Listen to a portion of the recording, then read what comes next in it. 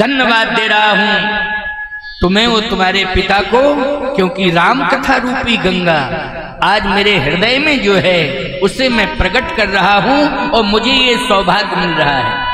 अच्छा, एक बात आपको बतावें, भगवान शंकर इसलिए और प्रसन्न है, क्यों?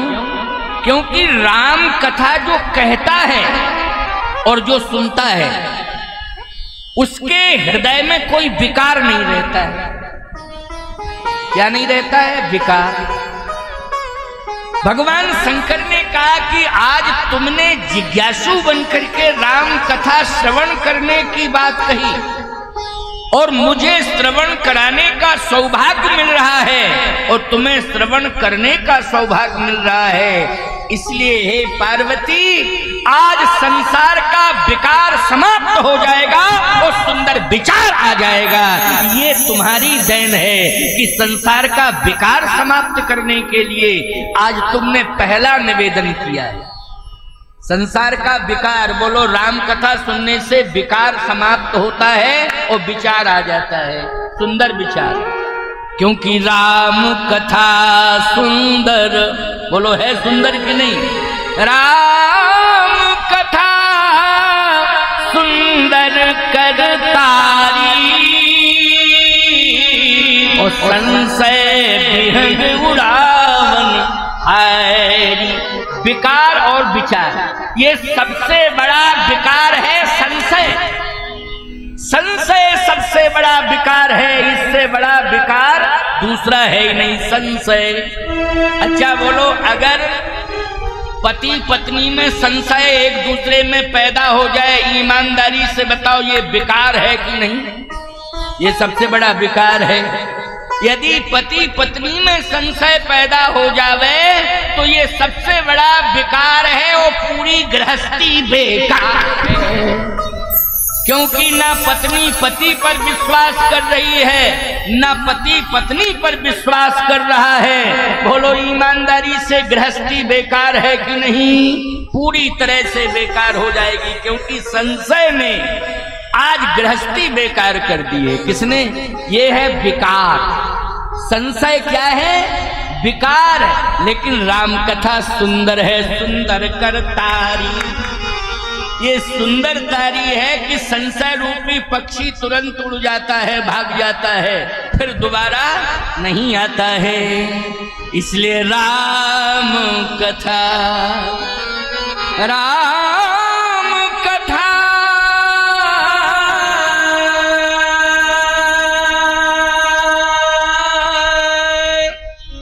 सुंदर करतारी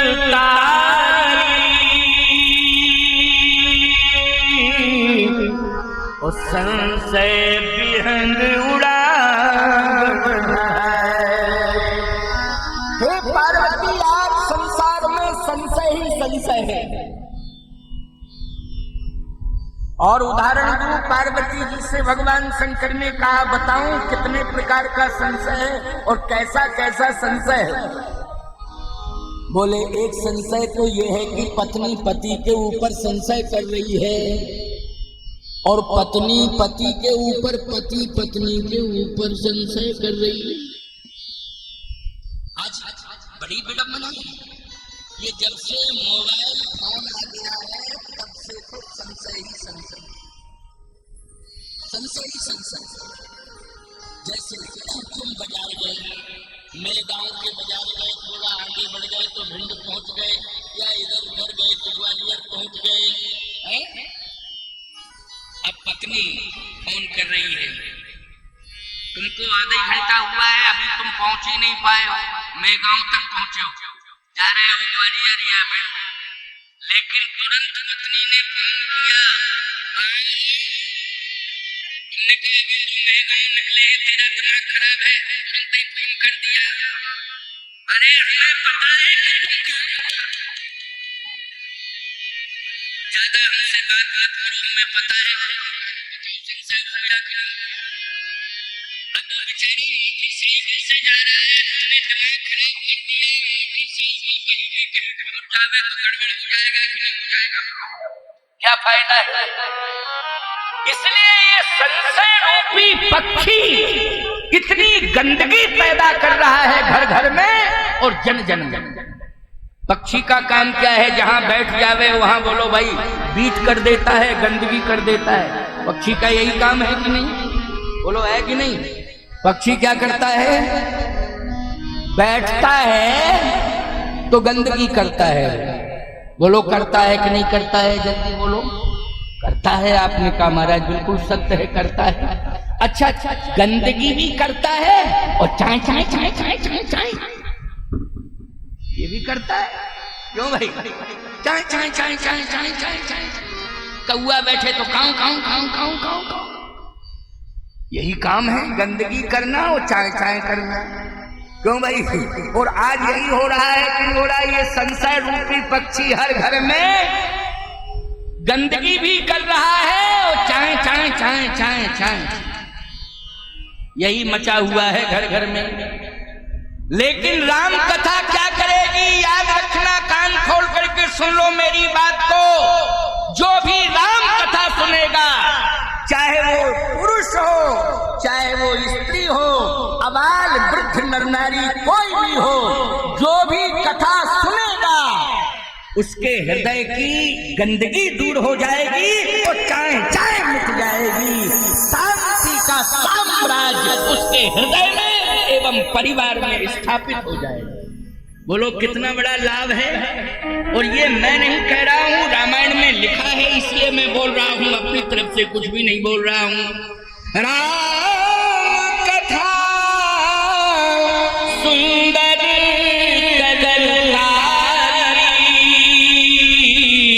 और संशय बिहल उड़ावन हारी। राम कथा कली बिटप कुठारी। राम कथा कली बिटप कुठारी। सादर सुनेगी राजकुमारी। सादर सुनेगी राजकुमारी। राम कथा कली बिटप कुठारी। राम कथा बिटप कुठारी। सादर सुनेगी राजकुमारी। सादर सुनेगी राजकुमारी। सादर सुनेगी राजकुमारी। अच्छा, पक्षी मकान की ऊंचाई पर बैठना कम पसंद करता है, वृक्ष की डाली पर बैठना ज्यादा पसंद करता है। अगर वृक्ष नहीं मिलता है तो मजबूरी है कि किसी की अट्टालिका पर बैठ जाओ, वृक्ष जब नहीं मिलता है। यदि वृक्ष है, बैठे के नीचे अगर तुम पहुंचोगे तो बोलो कांटे मिलेंगे कि नहीं मिलेंगे, जल्दी बोलो। बमूल के पेड़ के नीचे पहुंचोगे निश्चित रूप से कांटे मिलेंगे ही मिलेंगे। जहां भी हम आज संशय रूपी पक्षी भी नहीं रहेगा और कलि रूपी वृक्ष का भी अस्तित्व समाप्त हो जाएगा। इसलिए राम कथा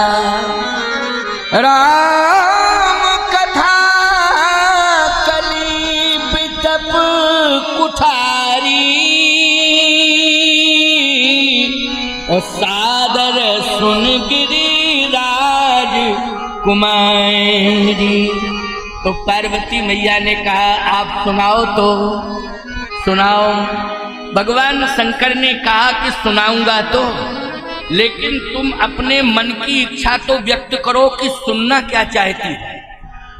तो पार्वती मैया ने कहा राम कथा, कथा जो सकल लोक हितकारी वो राम कथा है। सोई पूछन चन सैर कुमारी। भगवान शंकर ने कहा कि राम कथा के 4 घाट हैं, लेकिन तुम किस घाट पर बैठ करके कथा सुनना चाहती हो, पहले ये बताओ। भगवती पार्वती जी ने कहा कि महाराज हमारा कोई अपना घाट नहीं है, आप जिस घाट पर बैठे हो उसी घाट से कथा सुन। हम अलग से क्यों कहें कि हमारा ये घाट, अब इसी का झगड़ा है कि पत्नी कहती हमारा ये घाट और पति कहता हमारा ये घाट, और लड़का कहता है हम हैं सपाट। बड़ी भिन्नता है, पत्नी का घाट अलग है, पति का घाट अलग है, और संतान है सपाट। बोलो भाई, बड़ी समस्या ही समस्या है। भगवान शंकर ने कहा पार्वती तुम किस राम की कथा सुनना चाहती, कौन से राम की कथा सुनना चाहती? एक राम तो है ब्रह्म राम तेना, ब्रह्म राम, एक ब्रह्म राम है और एक दशरथ नंदन राम है। और एक राम कौन है? कबीर दास जी महाराज ने बढ़िया बात कही है। एक राम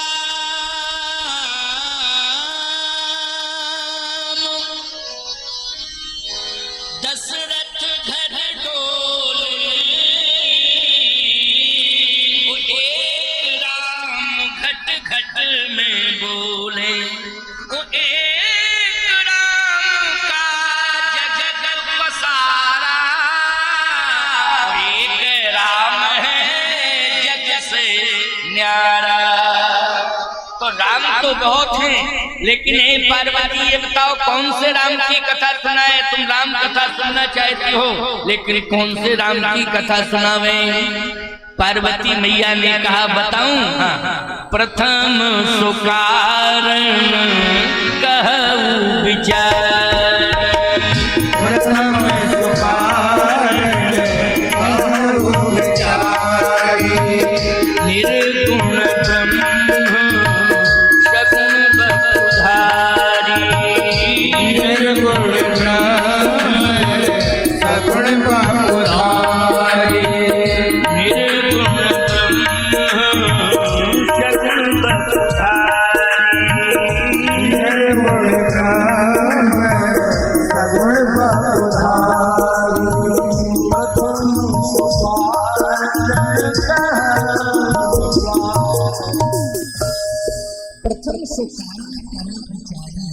निर्गुण निर्गुण ब्रह्म सगुण।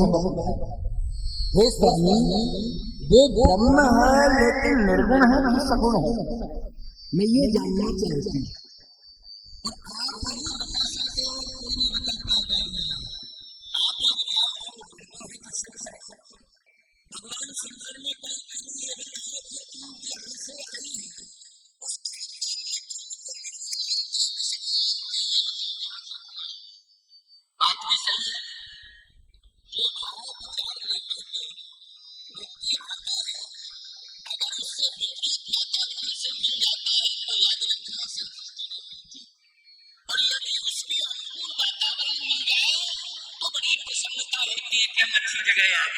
तो भगवान शंकर ने कहा एक पहली बात तो ये है कि हम भभूत वाले पति मिले नहीं। कौन वाले? भभूत। आजकल विभूति वाले पति मिलते हैं, भभूत वाले तो कम मिलते हैं। विभूति वाले, हाँ, ये वैभव, ये पद, ये संपत्ति, ये विभूति। लेकिन हम तो विभूति वाले हैं, बोलो है कि नहीं?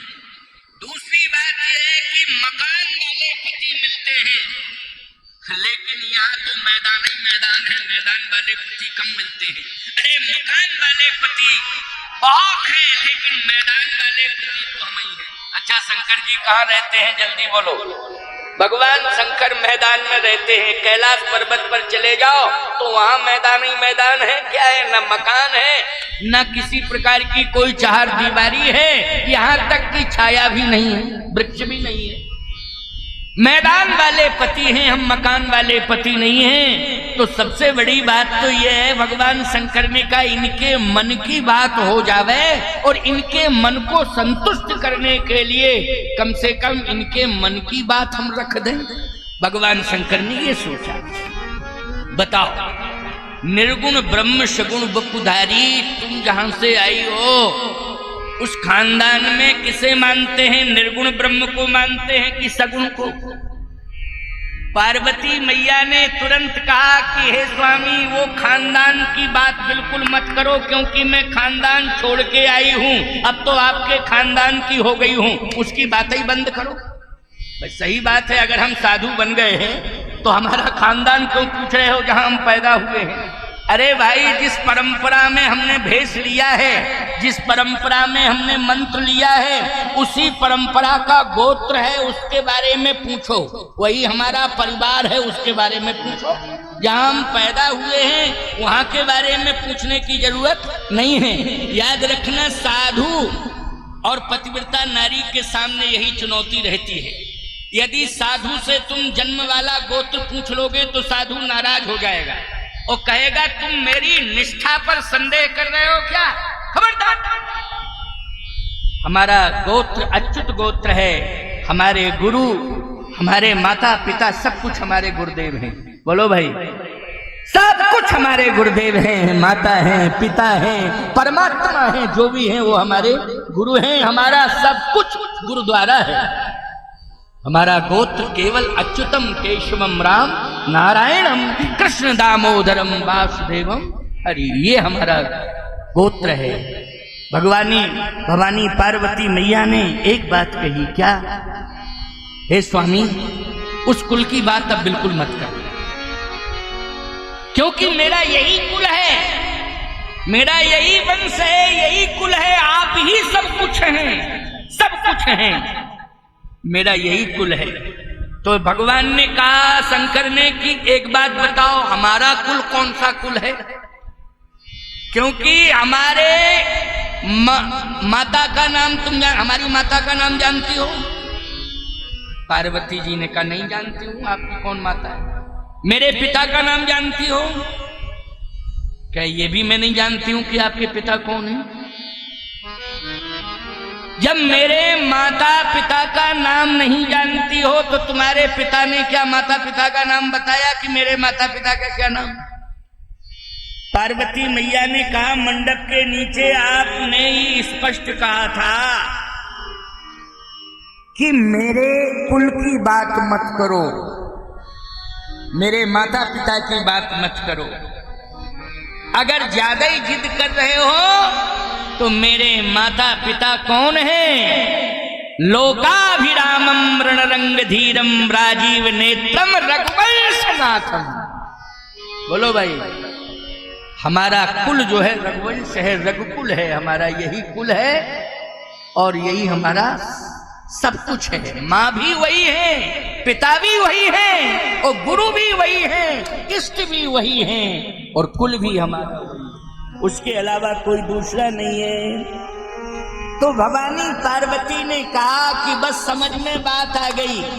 सीधी सी बात यह है, यहाँ निर्गुण और सगुण में कोई अंतर ही नहीं है। जब आपके माता पिता सब कुछ सीताराम जी हैं तो आपका कुल भी वही कुल है जिसमें सीताराम जी का जन्म हुआ है, वही आपके माता पिता इष्ट हैं। इसलिए मैं तो एक ही निवेदन करना चाहती हूँ कि वो निर्गुण लोग कहते हैं उस वही सगुण हुआ है, तो निर्गुण और सगुण में मुझे लगता है कोई भेद नहीं है। भगवान शंकर ने कहा ही निर्गुण नैनन सगुण, जो मेरे हृदय में बैठा है, पार्वती तुम्हारे हृदय में बैठा है और जन जन के हृदय में बैठा है, वही निर्गुण ब्रह्म है और नेत्रों से जिसका दर्शन हो रहा है वही सगुण ब्रह्म है। इस सगुण में कोई अंतर नहीं है, अंतर नहीं मानना चाहिए। तो भवानी पार्वती ने कहा कि हे स्वामी, ये तो बताओ कि वो ब्रह्म जब प्रकट हुआ है तो उसने किसे माता पिता बनाया है? आखिर आपके माता पिता के बारे में जानकारी हो गई, लेकिन उसके माता पिता की जानकारी कैसे होगी जो आपका सब कुछ है? माँ भी है, पिता भी है, गुरु भी है, उसके माता पिता के बारे में मैं जानना चाहती हूँ। भगवान शंकर ने कहा, इसका मतलब है कि दूसरा प्रश्न तुम्हारा ये है कि पुन प्रभु कहूँ, पुन प्रभु कहूँ राम अवतारा। उसका अवतरण हुआ है तो माता पिता भी उसने किसी को बनाया होगा। भगवान शंकर ने कहा कि उसके जन्म के एक ही हेतु नहीं है, अनेक हेतु हैं। तो अनेक हेतुओं में कौन सा हेतु? भगवान शंकर ने कहा जब अनेक हेतु हैं और 6:22 हो गए हैं, तो तुम्हें अनेक एक होता तो मैं 10-20 मिनट में बता दीजिए। अनेक हेतु हैं तो आज नहीं कल सुनाऊंगा, इसलिए आज नहीं कल बताऊंगा अनेक हेतु में कौन कौन हेतु हैं, इसलिए इंतजार करना पड़ेगा। भवानी पार्वती मैया ने कहा धन्य है महाराज आपकी महिमा, मैं इंतजार करूंगी। तो कल कितने बजे बैठ जाऊं आपके चरणों में कथा सुनने के लिए? शंकर जी ने कहा 1 बजे बैठ जाना, फिर कथा शुरू करूंगा। तो राम जन्म के हेतु अनेका, उसमें कौन कौन हेतु हैं और भगवान शंकर ने भगवती पार्वती को कौन से हेतु सुनाए हैं, आपको भी सुनने का अवसर मिल जाएगा। इसलिए परिवार सहित आइए 1 बजे से, और ठीक 5 बजे तक विश्राम हो ही जाएगा। 5 बजे आरती हो जाएगी, लगभग 4:30 पौने 5 तक कथा चलेगी। इसके बाद 20 मिनट में आरती हो जाएगी, और फिर 5 बजे के बाद भंडारा शुरू हो जाएगा। साधु संत महात्मा भक्तों का सभी प्रसाद ग्रहण करना रोज का नियम रहेगा। और भंडारा देने वाले भगवान हैं जो उन्हें अवसर मिला है और मैया उन्हें स्वीकार कर रही है, इससे बड़ी बात और क्या हो सकती है। कमलदास जी महाराज तो ऐसे महापुरुष हैं कि जो मैया चाहती है वही कमलदास जी करते हैं, और जो कमलदास जी चाहते हैं मैया वही करने लगती है। दोनों एक दूसरे के पूरक हैं। ऐसे सिद्ध महापुरुष कमलदास जी महाराज जो इस स्थान पर आज बैकुंठ को उतार दिए हैं। समस्त तीर्थ